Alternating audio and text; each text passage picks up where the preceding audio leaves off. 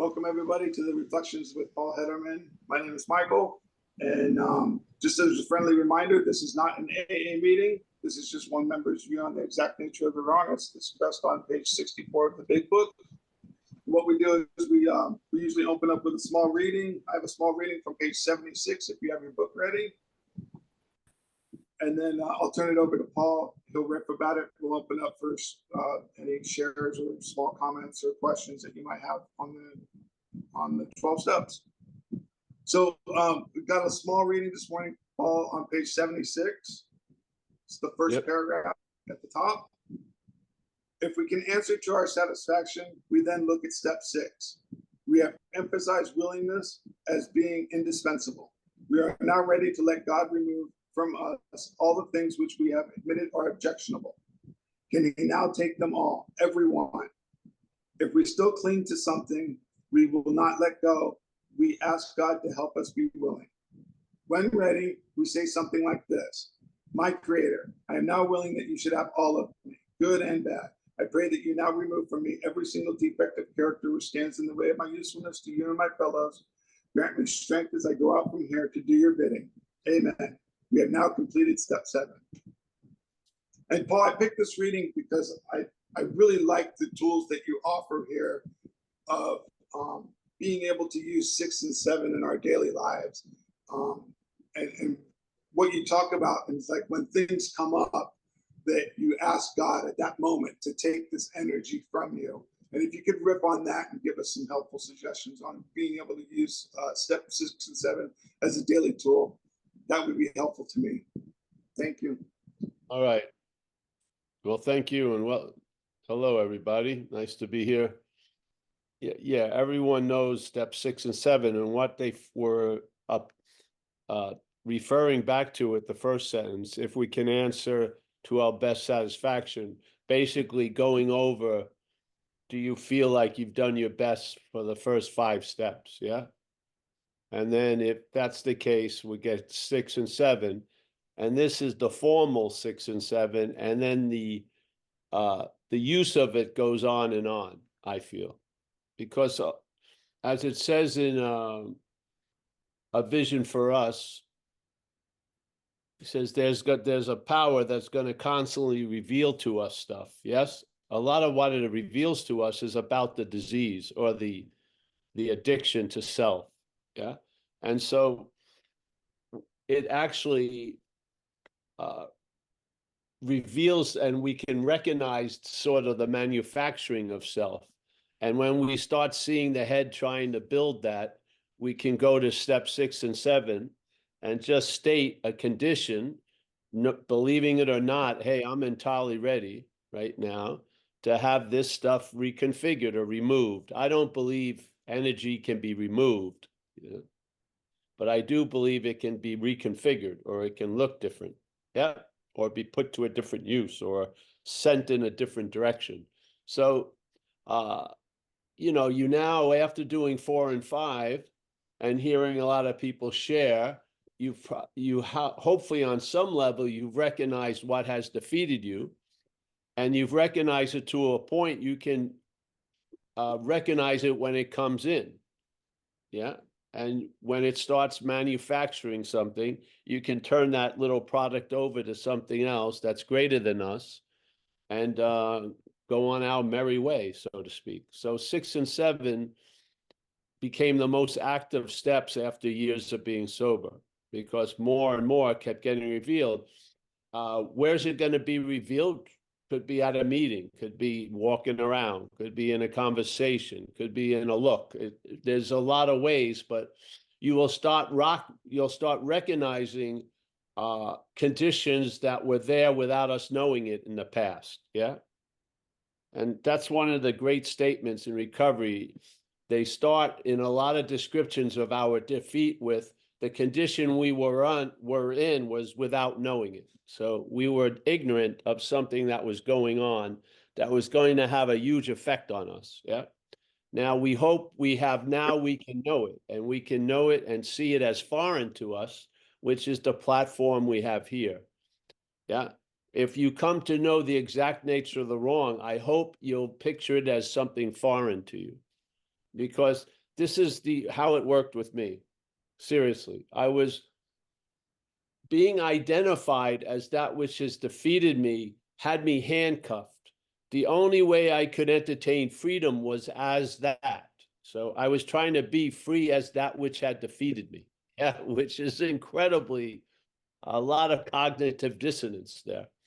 And then the one time where I sufficiently saw the word self meant something foreign to me, at that moment, that possibility of being free got changed of trying to be free as self to free of self. Yeah. Which is what we're asking in the third step prayer. Please relieve us of the bondage of self. I believe the bondage of self is we're in an active condition of being identified as self. Yeah. To me, that's the bondage of it. Without that bondage of the identification, I do not believe self could defeat you. Yeah. Because it uses our own power to defeat us. Yes. So it's not our own power, but the power we represent. So how does it get access to our power is through the act of being identified as self. And where is that presented and reinforced? Where the problem resides, which is the head. Yeah. So the head is constantly in the act of being identified as self. And if we take the head to be us, we're in that act of being identified as self. Yeah. So this is how I saw it. And I've seen a lot of things, and then I see them differently. This has never changed after I saw it. Yeah. I didn't get a new, better answer down the road. This is how it got established, and it stayed established in the rest of my sobriety years. Yeah. Which is amazing because a lot of stuff just leads to something else. This didn't lead to anything other than relief from the bondage of self. Because knowing it or not, and hopefully if you're in that condition, you're going to start to know it now, that I was identified as that which has defeated me. Yeah. So the only way I could look at freedom was as self when I need freedom from self. And really the clincher in this understanding is the relief it brings about. Yeah. It's the relief that gives it the gold standard, truly. Because so many things we've hoped to bring about a long-lasting relief, or we wanted to bring about a long-lasting relief, hasn't. But this actually did, yeah. And I believe it's important, as it says in the book, you have to get down to the exact nature of the wrong. Yeah. Because if not, that which is playing God, you'll think it's you that's which is playing God. Yeah. And have you ever tried to stop playing God? No. It's hard to stop something that you're not actually doing. It's almost impossible, yeah? So we believe I had this is what happens when you get sober. You run into life and your bumper are your misunderstandings, really. You keep running into life with the old misunderstandings. And then all the dents and shit bring your attention to it. And then those misunderstandings are questioned. Yeah. And they get replaced. Just like AA says, you'll be on a new basis. You'll have a new freedom and a new freedom and a new happiness, a new attitude and a new outlook. Yeah. Yeah. So instead of constantly getting new bumpers, you stop running into shit. Yeah. So you're now going with the flow instead of against the flow. The fact that I was an addict and an alcoholic had been established for quite a while. I was in a denial of that fact. Yeah.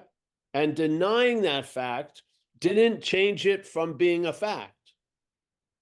And I had to get my ass completely kicked. I mean, many times over and actually none of that even worked. Luckily something intervened and struck me sober. But I finally got it while I was still vertical, while I was still alive. And I went about living in this design for living and the misunderstandings that I had been very seemingly unaware of became like giant thumbs sticking out. Yeah. Yeah. And more got revealed, and that revelation, a lot of it I would bring to 6 and 7, because I would see that little formula that would lead to my defeat getting cooked up by the head. And this is not a self-reliance program. It's not a self-improvement program, though you will be improved. It's a reliance on a higher power program. And so this is completely captured with step 6 and 7. You see something that you weren't seeing before, and you give it right over to that power that has gotten you sober and keeps you sober. Yeah. Yeah. And so, everything has energy in it. We look at everything as the form it's in. Yeah. What the AA program does, it changes the form and reclaims the energy. Yes. So it's sort of like all that gold jewelry that's in shape of a giant, let's say, kumquat or something. You can't wear it or anything. So it melts down that jewelry, takes it out of that old form, and retrieves the gold. Yeah. This is the recycling aspect of recovery. This is what the garbage company that we have here is. Its name is Recovery. And they come every Wednesday and they pick up all the shit we put out there. And there is just simple markings on the cans to point out which is which. One's recycling, one goes to the dump, yeah, one's like compost. Yeah. And this is what we learn in life, in recovery. We learn to put the shit in the right fucking bin. Yeah.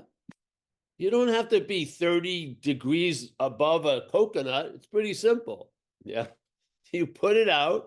And I never stayed up all night to see if the garbage man was coming. I just had faith that the garbage man comes on Wednesday morning. And so it's been proved to be correct. Yeah. So this is it. Step 6 and 7 are sort of those bins. Yeah. And maybe you put shit you shouldn't put in one bin and the other. Well, you learn to face life successfully. Yeah, you do. And you get to be pretty good at putting the right shit in the right bin. Now, for us, being 2 levels below a coconut under the influence, it takes a while for us to learn this. Yeah, but this is the beauty of our community. It's safe enough to try to face life in a new way, and you learn if it was successful or not. Yeah. And then you start learning what may work for you may not work for me on certain particular levels. And so you learn how it works. Yeah. Yeah. So step 6 and 7, the way we're saying here is they're giving you like the proclamation, like I've been reborn in 6 and 7. But the act of it is throughout the programming, throughout your life, because you're going to see what has defeated you, and you're going to see it. In other words, you're going to be aware of it where it resides, which is the head. Yeah. And when you become aware of it and you have this understanding it's not you, you bring it to step 6 and 7. Yeah. When you bring the recycle shit out, you don't jump in the bin, do you? You don't jump in the bin. You are used. You're the transportation to bring that which needs to be recycled to the recycled bin. Yes. This idea of that I hate myself and I am my own worst enemy is like you trying to throw yourself in the recycling bin. You're still there. Yeah. No, let's get clear about the exact nature and put its products in the recycling bin. Yeah. And then you'll have a new product line. This goes to the idea that you and I manufacture our own misery. I do not believe that. I do not believe you are cooking up misery for yourself right now. I believe something foreign in you is cooking up misery for you right now. I do. I do not believe you're the author of that misery that's being cooked up. I do not. You are what it affects. Yeah. You're more the reader than the author. Yeah. In that case, the self is the author, and then you're the reader of it. Yeah. It's important to recognize there's a difference between driver and driven. There's a difference between employee and employer. Yeah. We have a new employer, which implies we are an employee. The employee gets used by the employer and tends to bitch about that quite a lot. Why? Because it's not the employer, it's the employee. Yeah. If we could just get our recognition of what's going on a basic, clear level, you're going to see a lot more of the clear skies than concentrate on the clouds. That's how it's going to go. Yeah. So the exact nature of the wrong is foreign to us. Yeah. Are you the flu or do you have a flu?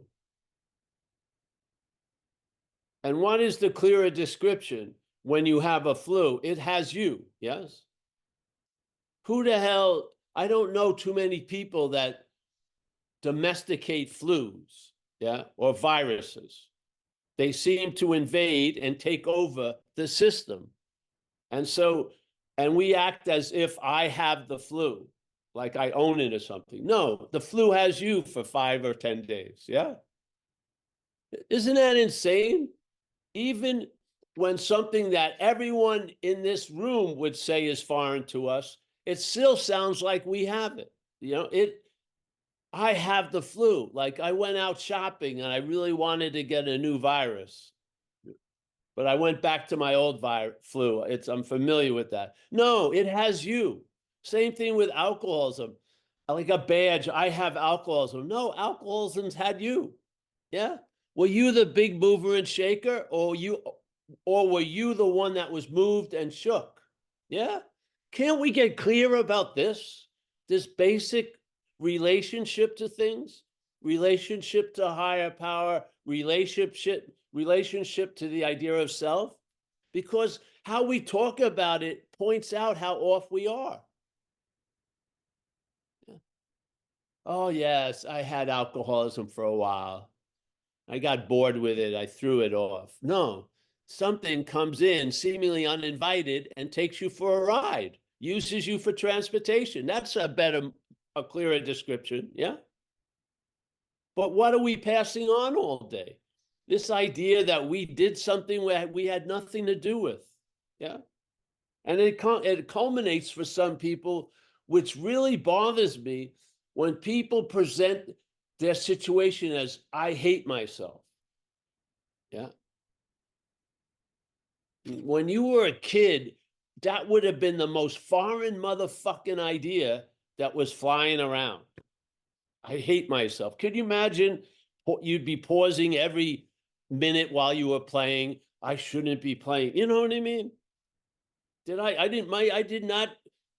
My playing wasn't compared to someone else's playing. I didn't go in my room, Ma, is Wayne playing better than me? Tell the truth. There was just the freedom. What the hell is this? I hate myself. I am my own worst enemy. Jesus Christ. If you sit there and let someone say that, you're not being helpful. Yeah, you're being complicit. Yeah. To let them go out, leave your house with that idea as if it's authentic, you have done a disservice in a way. Yeah. Can you imagine everyone agreeing that you are your own worst enemy? That you hate yourself? Jesus Christ. And then what's the fucking answer? Try to love yourself. Yeah. How well does that go? Yeah. So If you see something as foreign, your relationship to it changes. If you see something as you may have a long relationship with it. I mean, a super long relationship with it. Yeah. Yeah. So get down to the causes and conditions and the exact nature of the wrong, and I bet you'll see clearly a lot more. Yeah. Yeah. And then I'll tell you, it's going to enliven your little trip to the recycle bin. Because you're gonna see a lot of presentations and opinions about life that are not yours. They are not. Yeah. Yeah. The parasite is just describing how it feels. And then you say, that's how I feel. Really? Isn't it? People come here and they say, I'm afraid. I say, who told you that? And well, yeah, then they're like paused. Yeah, somebody told you that. You were neutral. You were just sitting here awake. And then someone goes, you're afraid. And then you just fucking get in line. I'm afraid. Yeah. And then you have to make up a story. Why? Yeah. It goes on and on and on. Yeah.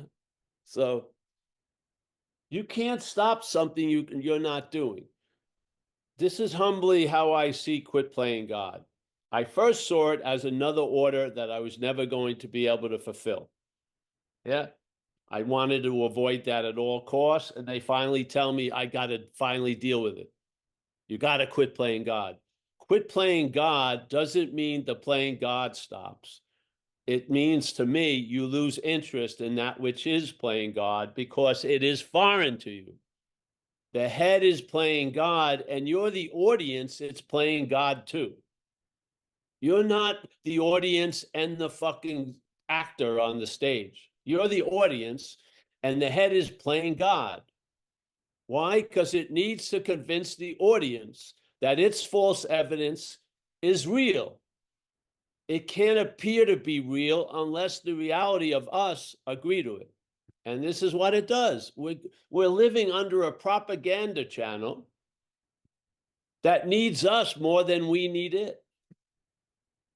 Well, how do you, the FEAR acronym, false, F-E-A-R, false evidence appearing real. What's our role in that? Yeah. We're what the false evidence is appearing real to. Yeah. So we have no ability to discriminate false or true. It doesn't seem like it because false evidence continually appears to be true to us.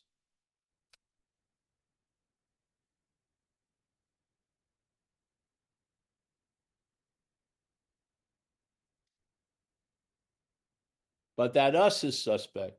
False evidence appears to be true to that which is dishing out the false evidence.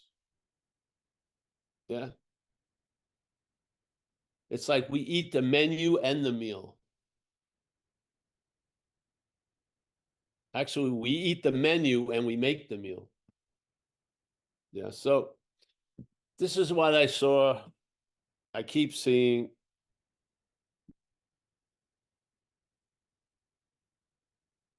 In the community, many of us have a difficult time being content and satisfied. There's a lot of irritable restlessness and discontentment. There's a lot of agitation.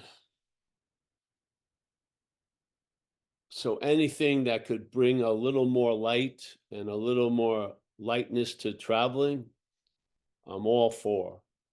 I did not see a clarity of the exact nature of the wrong in my community. I didn't. People called it them. Every time I was introduced to do an inventory, I was meant to look at my resentments, my fear, my harms done to others. And I would pass that on to other people. And in page 64, it's very clear that the manifestations of self are resentment, fears, and harm done to others in pursuit of what I want. Why the hell am I calling them mine? And why the hell do I keep passing it on to other people? Yeah.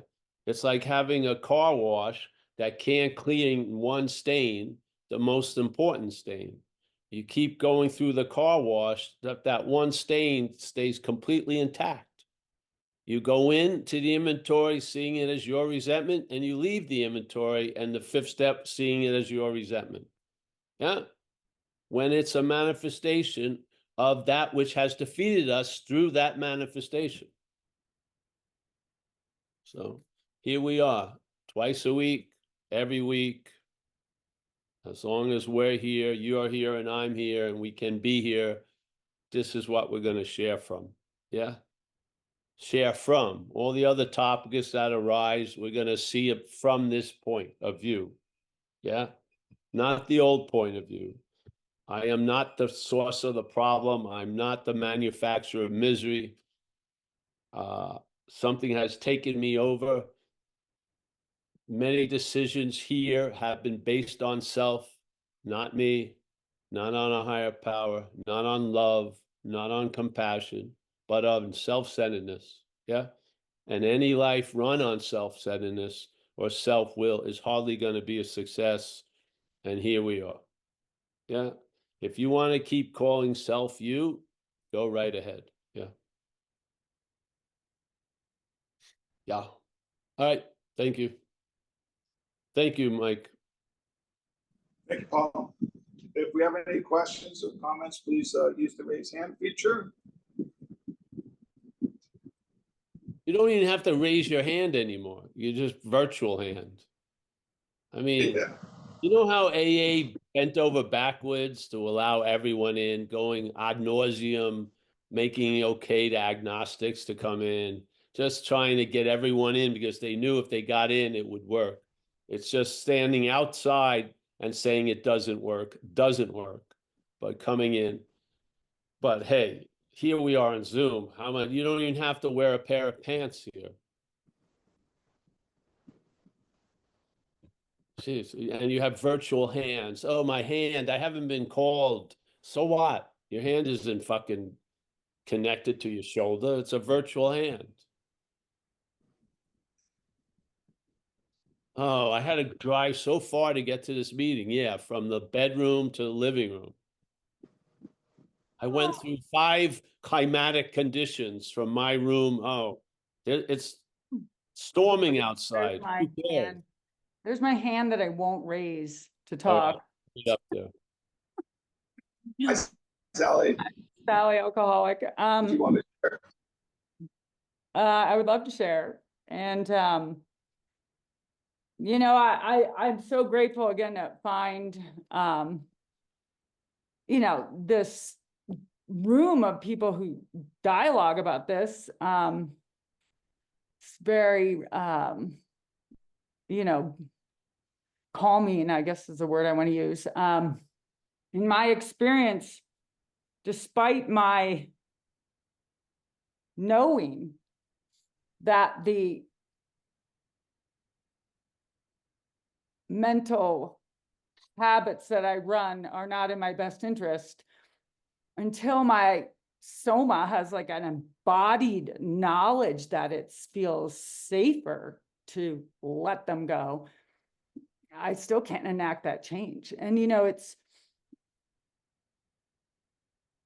like, to me, that's the acceptance of knowing why I can't do it, because there's something driving in me, the belief that false solution is still somehow going to yield a different result. So, I've had to learn to just let go and do those actions that will create the new belief in the body that finds it a better solution just to fucking not care and just be in the moment. So, I have to remember that. So, otherwise I will just kind of go down that old path, and despite all efforts to the contrary. So, Well, let me share something, Sally, too. All right.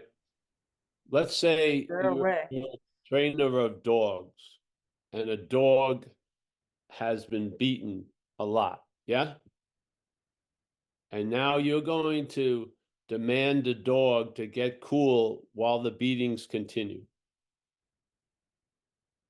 for that dog to recover from the beatings, one of the things is the beatings have to stop in most cases. Yes. And then after the beatings stop, which is this is getting sober day at a time, after the beatings stop, then the rest of what we call lust can show up. Yeah. But the beatings need to stop.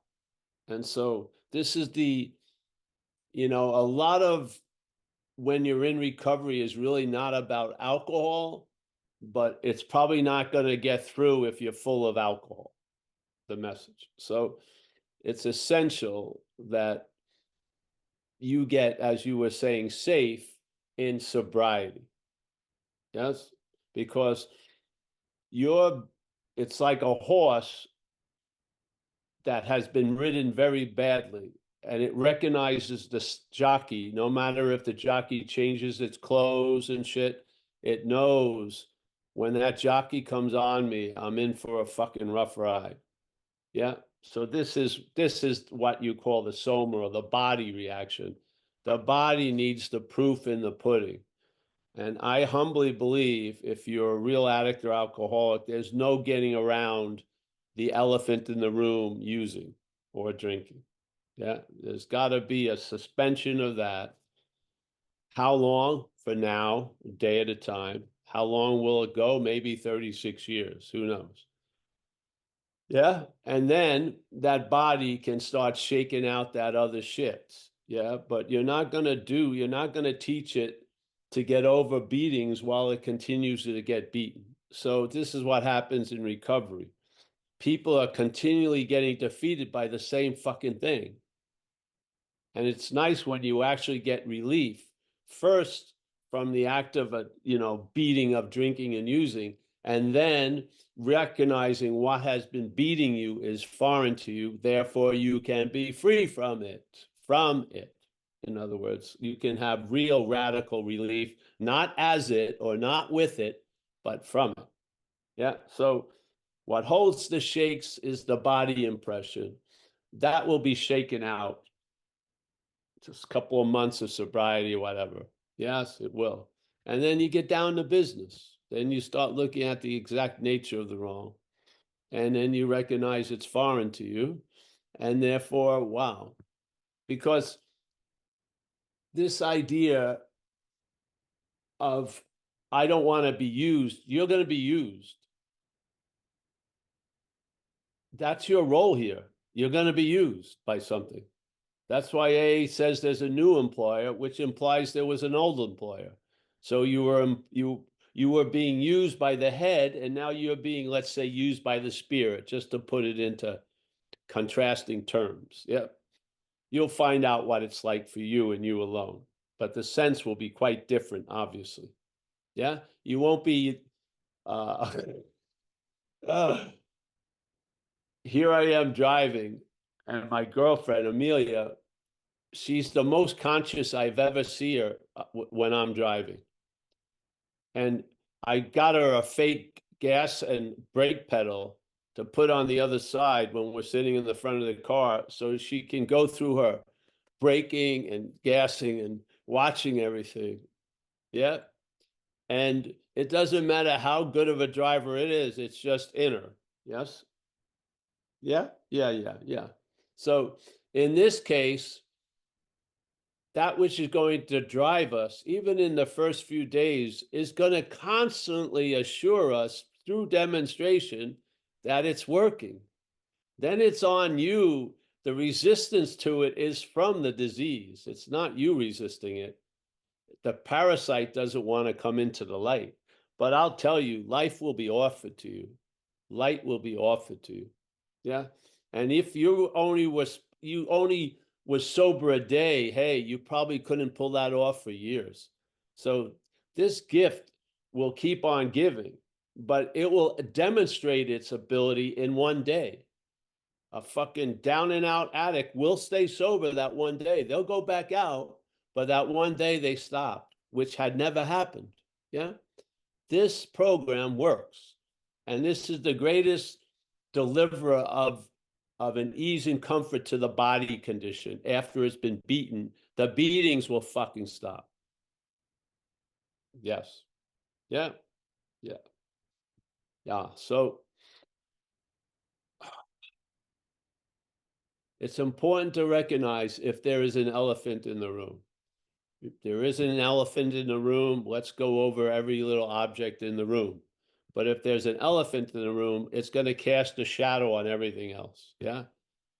And yeah.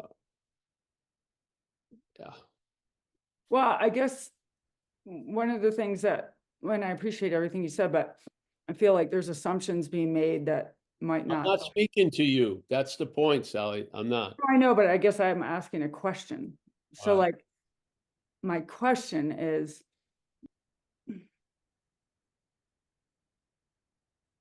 you can't, for me, I don't mean you, I mean me, I can't convince myself to let go of a strategy until it has a new experience. And if I don't know what the strategy is, because I actually can't necessarily know because it's hidden from my conscious mind. Like there's to me, there's an experience of having to let go and just trust, because you can't necessarily know what's driving some of the choices. Oh, in I- a I way, don't- in yeah. a way you can. On the obvious, on a surface level, it's obvious what's driving the choices. On the surface level, it's obvious what's driving the choices by the correlation to the effect. Yeah, you can see it quite easily. Yeah, like when you're coming up with a great idea, but there's an unwillingness to share it with anyone, that's obviously, you see that, yes? You see it. So maybe you know it's not a great idea, but you want to do it anyway. So these things become obvious pretty quickly. And this is why you work with someone. Because the parasite will keep us in a state of without knowing it, but it can't do it to the other person you're working with. Yeah. So the other person you're working with, hold on a second. The other person you're working with doesn't have a vested interest in keeping this recognition from you. And that's why we have sponsors and mentors, so that they can point out to you that your head is sufficiently hiding. Yeah. Because a lot of what we think is very deep is sticking out like sore thumbs. Yeah. You just have to be in the right circle. And it's the obvious, you know, yeah, it just becomes obvious.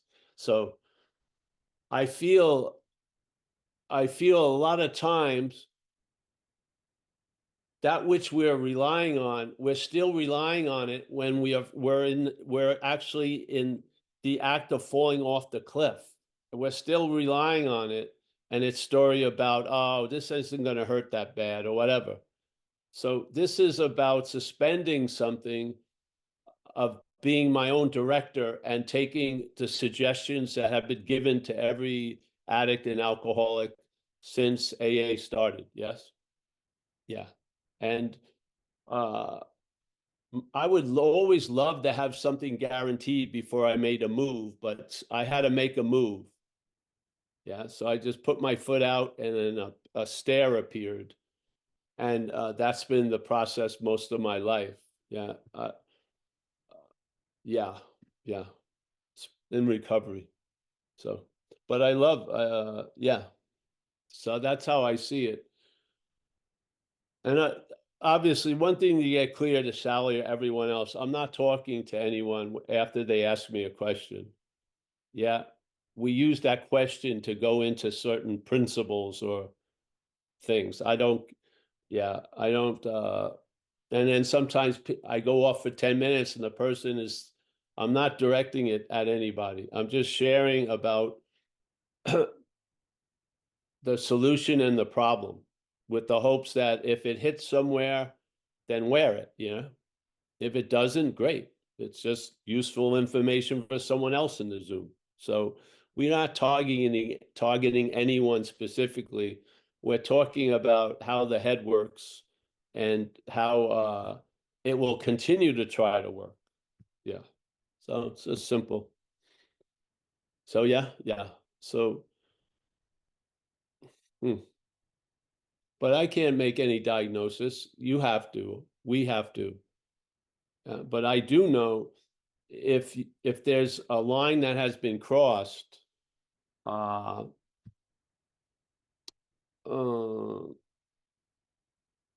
that thing is feral. You're not going to domesticate it. You're not going to get it on your side. It's just basically it wants what you have to offer to it, which is a vehicle of expressing itself in a life. Yeah. It needs you to do the talking. It needs you to go to the store. It needs you to do a lot of things it wants to do. Yeah. And it will attempt to convince us its ideas are our ideas, and they're good ideas. Yeah. And hopefully, that faith in it runs out, and then you're willing to take suggestions that don't make maybe any sense to you and see if it works. Yeah. I mean, in my case, I had crossed the line where the elephant in the room wasn't going to share the room with anyone else. Yeah. There's no fucking way. And I mean, there was almost no air to breathe. It was just unbelievable. And I came to my wit's end a long time ago. And it just seemed like nothing could stop it, but something did. All of a sudden, I got struck sober, and that probably would have died on the vine the next day. But that night, I was introduced to recovery. So, and the miracle occurred, and then I was introduced to a way that miracle was going to be extended in time. Fantastic, unbelievable, 1-2 punch. Really, perfect. And that night got swept up into AA, and I've never come up from it. I've been swimming in it since then. I think it's the only way that miracle could get enough oxygen here. It probably would have been suffocated by the head in the first few days. But now that it's been born, and it's been thriving for 36 years, there's the head's little infinite blanket is like 1 by 2 inches. It can't fucking suffocate me at all. Yeah. So, and it actually still was a little one back then. I just thought it was huge. Yeah. It was all my faith in it that made it seem so. That faith isn't there anymore. It's somewhere else. Yeah. Yeah. So, but yeah. All right, everyone, anyone? Yeah, Kurt has his hand up. Hey, Kurt, how are you today? Kurt. Hey, Paul. Hey, so I just wanted I really like what you said about if we keep calling it something that it isn't, we just reinforce this kind of delusion that we're in that we don't know we're in. And, we use this example of a friend of mine said he was really being hard on himself. And, Yes. and I made the statement, I said, that's not what's happening. I said, what's happening is self is being hard on you and you believe it. See? There was some kind of separation in it, like, Yes. and it changes. We were talking about this in another meeting. It changes the thing. My sponsor says, when you change the way you look at things, the things you look at change. And it's not so much that I change the way I look at things. It's more revelatory, I think. Like, all of a sudden, I saw, like, they told me a long time ago, said, you're not writing inventory to find out who you are. You're writing inventory to find out who you're not. Like, third column is not you. It's how you become. But one of the things he said was this. He said, and I didn't get it in a long time ago. He said, I don't care with what you agree with. He said, what I'm interested in is what disturbs you. And that was all third column, hurt, threatened, or interfered with. It was like when something was hurt, threatened, or interfered with, I would, I'd argue, or I would, you know, there was a reactive energy to it. There wasn't a like there was no ability to respond. It was all reactive. Yeah. So like when you said that, I just thought it's really, really crucial because you can't see the truth about the lie until that's, you know, kind of put in the right context, I guess I'd say. So Yeah. I appreciate it, Paul. Well, and that's the stuff you can bring to 6 and 7. So Yeah, and you when- tied that in. when the reaction replaces the response, it sticks out, you recognize it, and therefore you don't need to do any more with it other than to bring it to step 6 and 7. You don't have to measure it or see how much it weighs. You just shuffle it right to 6 and 7. Yeah. Yeah. What Yeah. happens is you find yourself relying on awareness more than the head, obviously. Yeah. Because the head wants to talk about things, around things. Yeah. It can't specifically grasp or present the thing. It talks about it. Yeah. It goes around in circles. Yeah. But awareness is direct seeing. Yeah. So now you're seeing that which used to defeat you in a state of not knowing it. Yeah. Without knowing it, there was no seeing of it, obviously. Now there's seeing of it. So instead of self-knowledge leading to an availing of nothing, you now have knowledge of self that is quite valuable. And the value gets extracted from self through 6 and 7. That's what you're turning. You're turning over an aspect of self that you've caught in the field of view. Yeah. So something foreign is in the water of your little pond. You recognize it, and that is what's given to step 6 and 7. It's almost like you see a pool when you go and there's that cleaning of the pool. It's not cleaning, it's taking the shit that's not supposed to be in the pool. Yeah. It has a built-in discernment. It's not sucking up your little child or anything like that.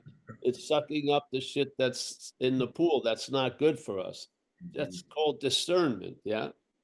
So whatever you want to call it. So now the awareness of something is what's sufficient because we have the steps to take care of that something that we're aware of.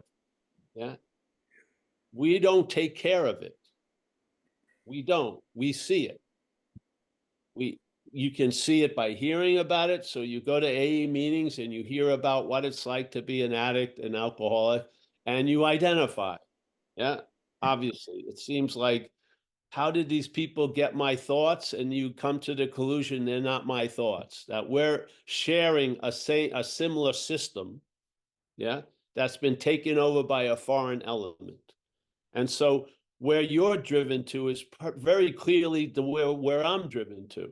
Even though we're thinking we're taking different paths and different cars, we end up at the same 3 parking spaces because there's one driver of all of us that are driven.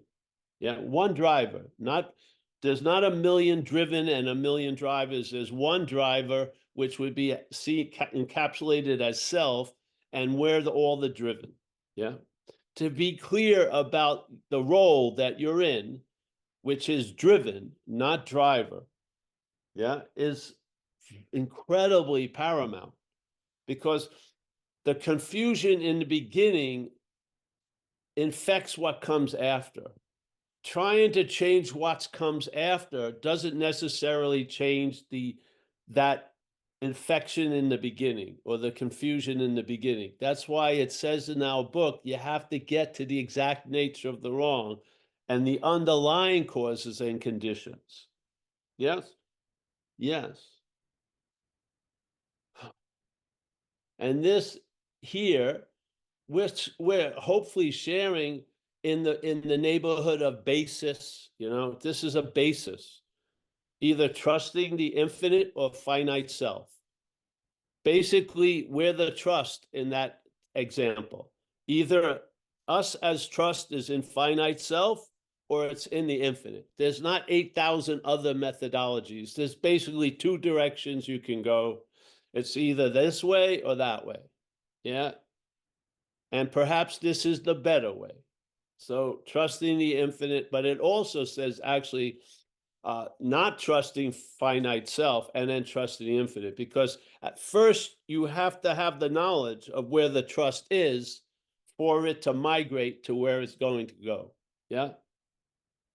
That's our role, is to tell the truth about where it is, and that will trigger the migration to where it's going to go. Yeah. So we tell the truth, we're fucked. We tell the truth that something is doing for us what we can't do for ourselves. And all of these things are they're setting up the migration of trust from the finite self to the infinite. Yeah. The finite self is not taking that trip with us. The finite self is not going to the infinite. It stays as its finite self. Yeah. Our attention and interest leaves it sufficiently so that we have a freedom from it. Yeah. It's still appearing, does its fucking thing, but instead of having a huge HD 4,000 inch, square in the zoom of life, it's got a small one. Yeah. And sometimes you go there and mostly for comedic results, because it's fucking hilarious. It's like still playing Mussolini, and it's got booted out of Italy already. It's still playing Mussolini though. So, and it's not going to stop. That's the whole point. Yeah. I thought it was going to stop because it was me. It's not me, and it doesn't stop. That which is playing God doesn't stop playing God. I just lose interest in it. I thought I was going to have to stop playing God. I was mistaken about thousands of things.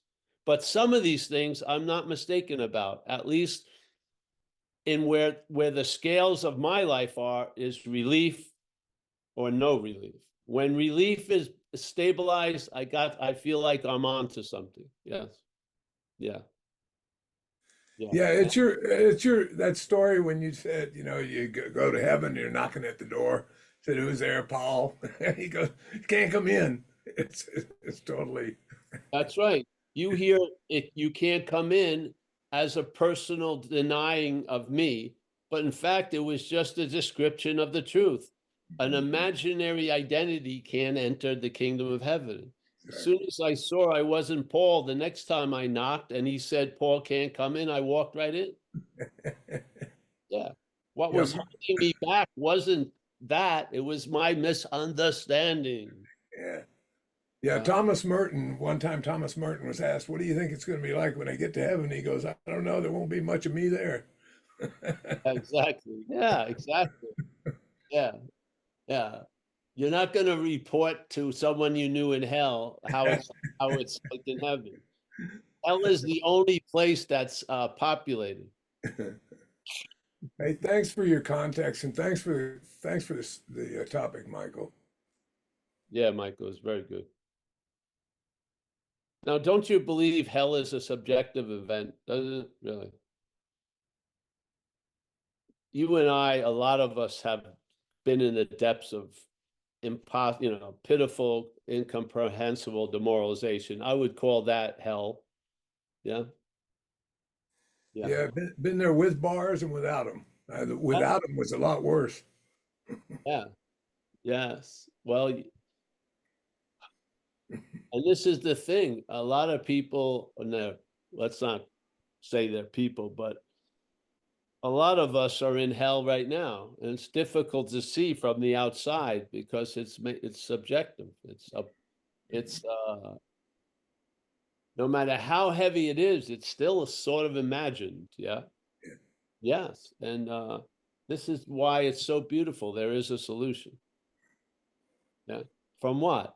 A seemingly hopeless state of mind and body. So it was appearing to be hopeless, but it isn't hopeless. Yeah.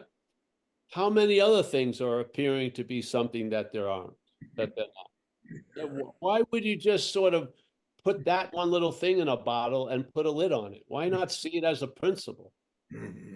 A lot of things are appearing to be true that aren't true. And who are they appearing to be true to? To you. This is why we have sponsees and shit, because what's appearing to be true to you may not be appearing to be true to them, and they may be able to help you set you straight. Yeah. Yeah.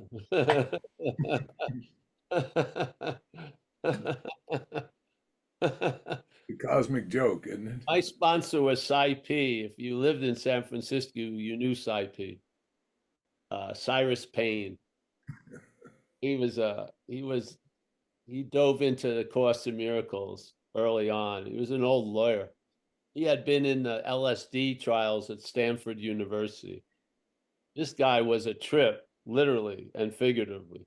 He was my sponsor for years, and man, what a gift. Yeah. And he had this experience once. I want to share this quickly. He was in his garage, and it blew up because he had something, the lawnmower fuel or something, I don't know. It just ignited and he got burned, like 70 something, 3rd-degree burns over 80% of his body. So he's in the hospital now, and he's in a huge amount of pain. Yeah. And he's bitching and complaining to himself.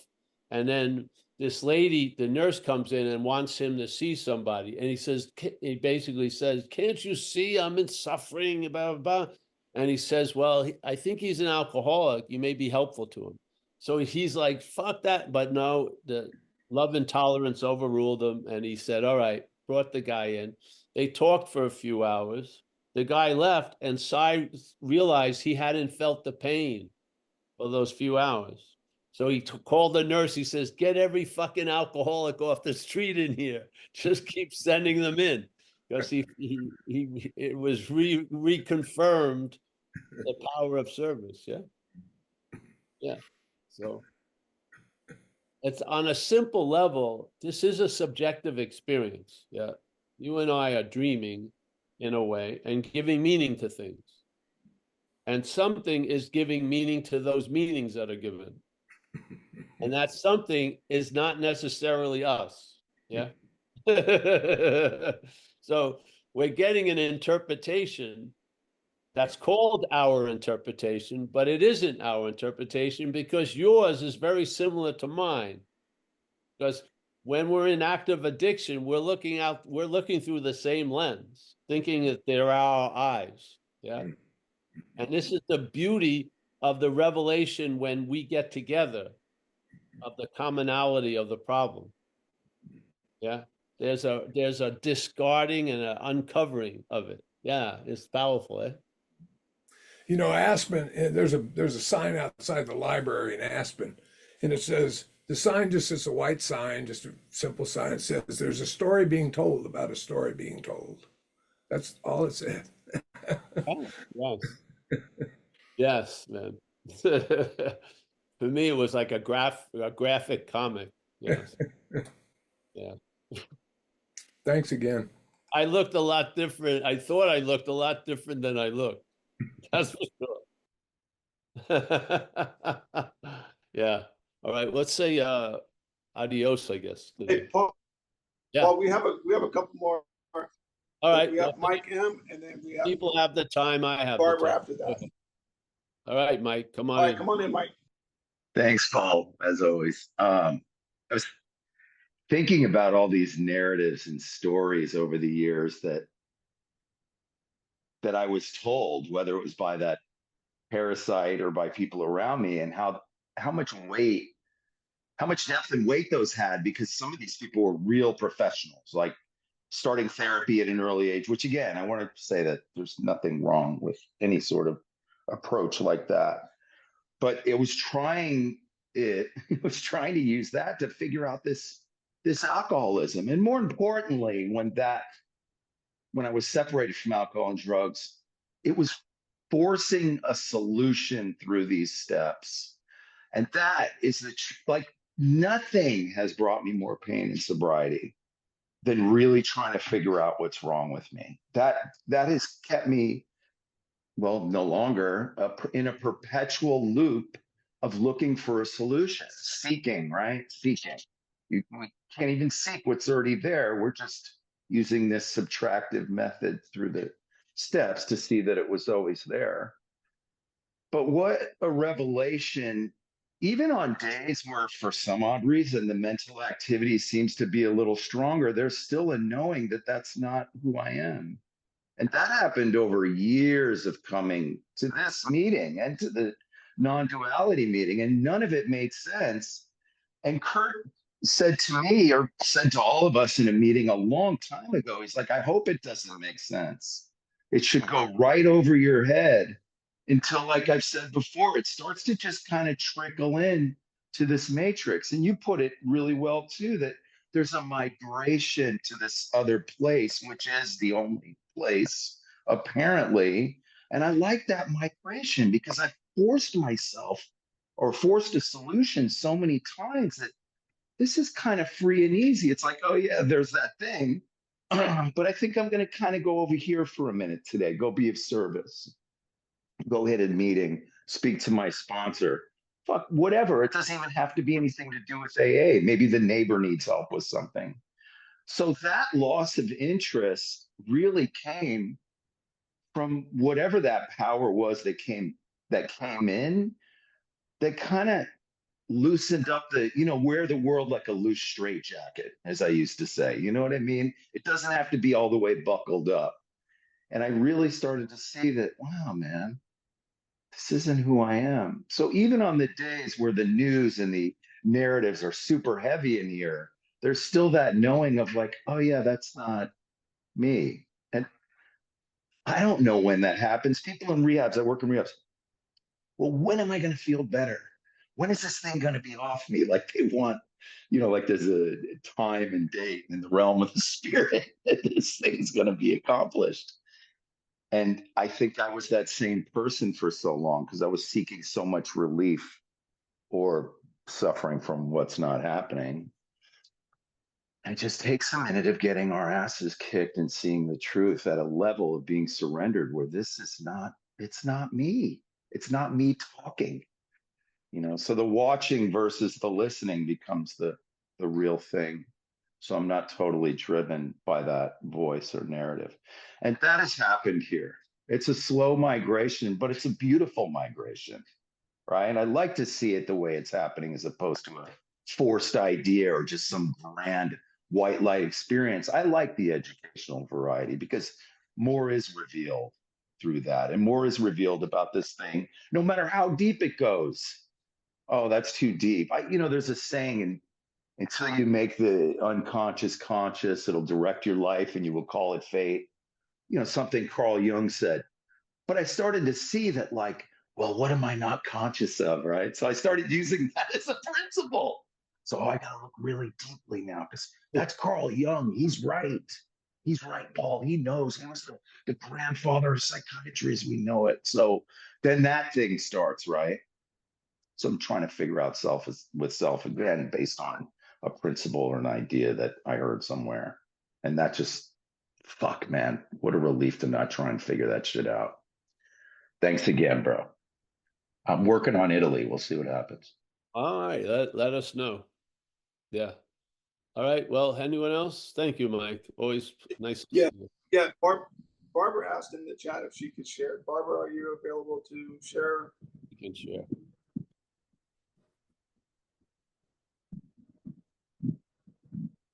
I've seen her in the chat, but Yeah, she can share. yeah, she's not responding. So, Barbara, are you there? Oh, yeah. Okay. Here I am. Sorry. Thank y'all. Thank you, Paul. I just wanted to share. I took your advice the other day. You gave me some suggestion to get some volunteer work. So I signed up for some volunteer work. But as you were sharing about the story of your friend in the hospital, I kind of thought of a situation that happened to me I had signed up to, not that I'm comparing my situation to his, but I signed up for some I thought was volunteer work, and it was working at the voting polls, and about 4 or 5 hours into it, I was having fun, enjoying myself, getting to see people I haven't seen in a while. And one of the ladies that was running it, she came over and she said, "Okay, girls, y'all need to fill out a sheet so y'all can get paid after the end of the day." And it was so weird because because I thought here I was doing volunteer work. And then she said that we were getting paid. Oh, it changed. It was on after that. I got serious. It's like everything about me and my demeanor changed just because she said we were getting paid. And that was just so strange to me how that worked. And it's like I couldn't relax after that. I couldn't, I had to just get so serious.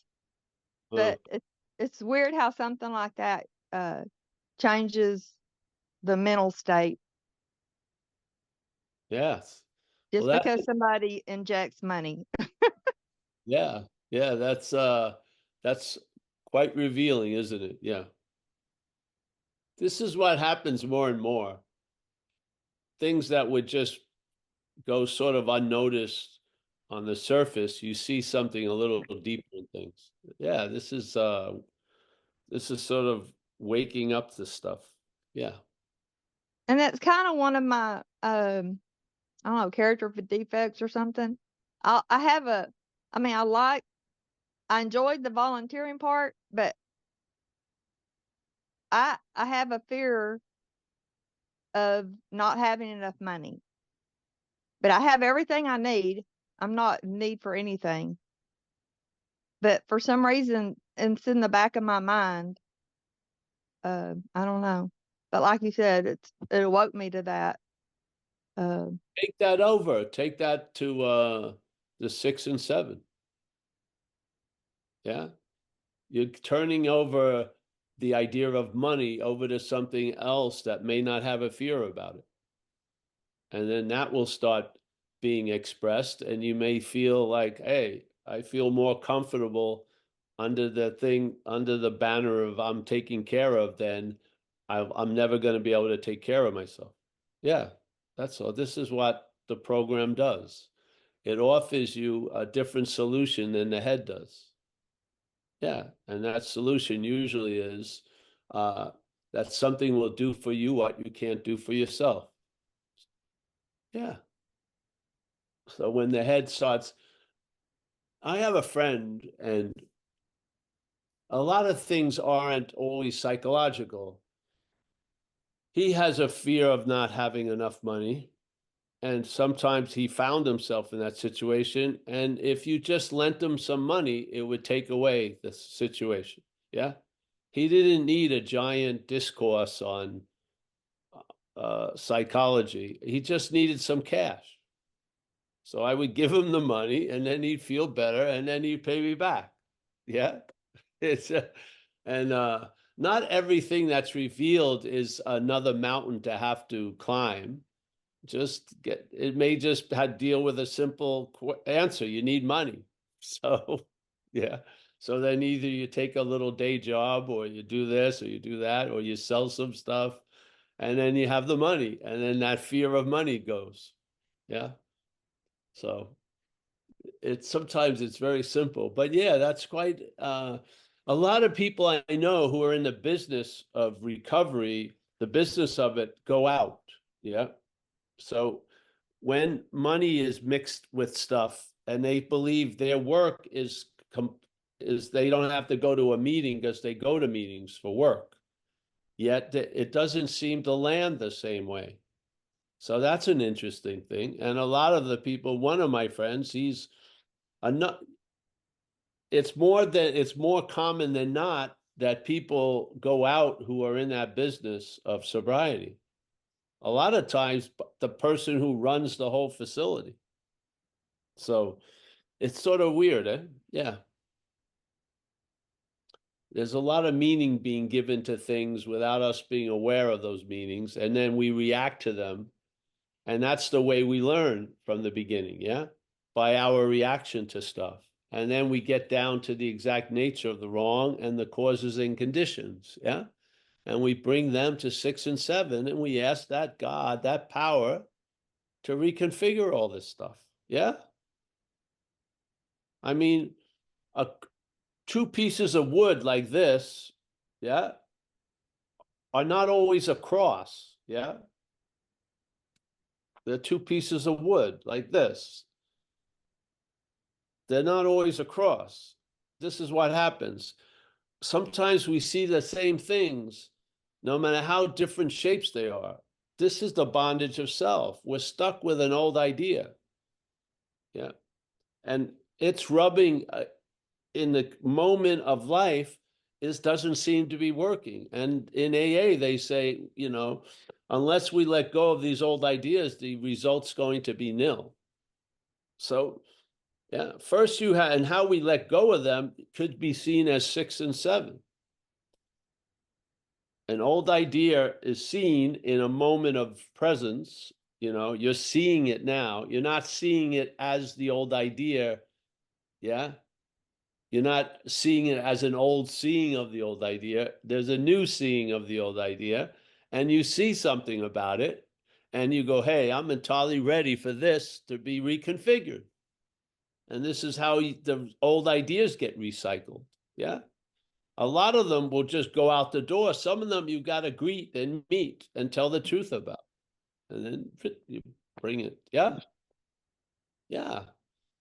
This is, you may not reclaim any space, but you're going to feel much more spacious. Yes.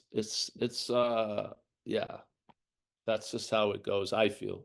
So 6 and 7 is a really important part, because a lot of people right now, we've described something that we're not. We could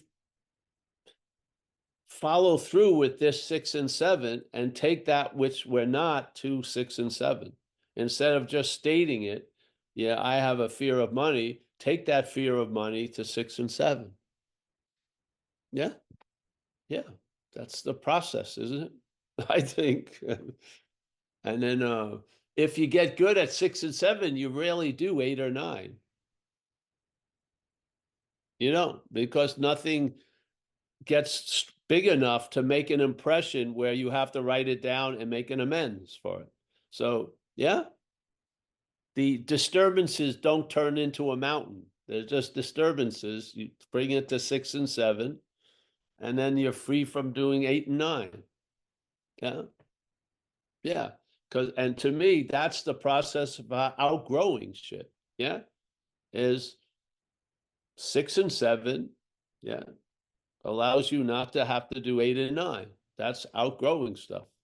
Yeah. Read it again, this thing, simple. Hey, I'm entirely ready. Doesn't mean if you believe it or not, just state it. Yeah. I'm entirely ready to have this removed, or I like to use reconfigured, and I humbly ask that power to do it. Yeah. There you go. There's not like 8 more pages of it. It's just simple awareness. Yeah. Awareness bin, awareness bin, awareness bin.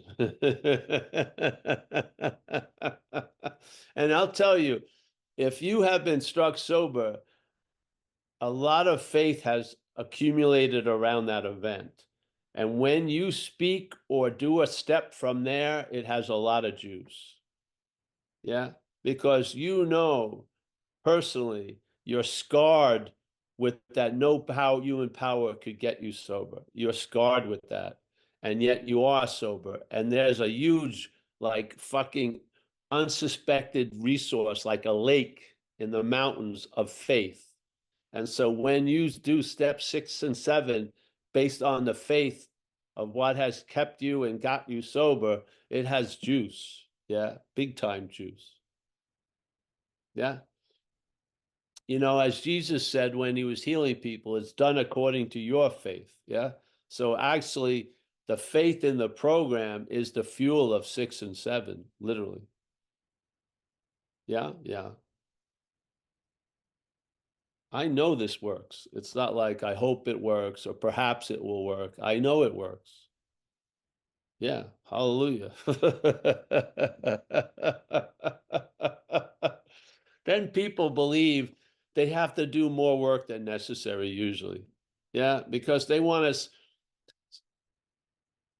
What would a doer think freedom would look like? A lot of doing. Yeah.